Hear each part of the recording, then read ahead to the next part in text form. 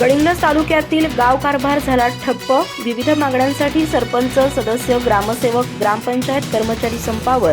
दिनांक 20 डिसेंबरपर्यंत सुरू राहणार आंदोलन.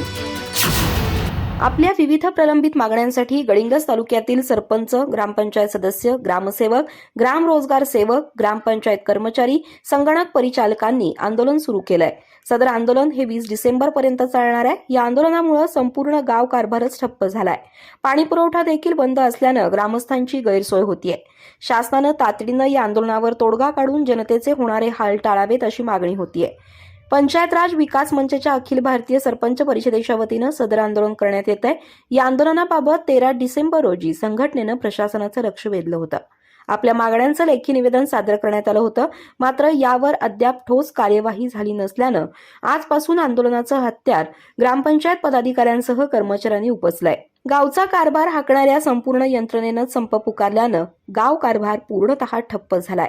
आंदोलनाच्या आजच्या पहिल्या दिवशीच पाणीपुरवठाच ठप्प झाल्यानं नागरिकांची गैरसोय झाली. त्याचबरोबर ग्रामस्थांची ग्रामपंचायतीकडे असणारी विविध कामं अडली.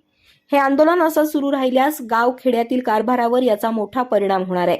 या आंदोलनात अखिल भारतीय सरपंच परिषद, ग्रामसेवक युनियन, महाराष्ट्र राज्य ग्रामसेवक संघ, ग्राम रोजगार सेवक संघटना, महाराष्ट्र राज्य संगणक परिचालक संघटना, ग्रामपंचायत कर्मचारी कामगार सेना, राज्य ग्राम रोजगार सेवक संघ सहभागी झालेत.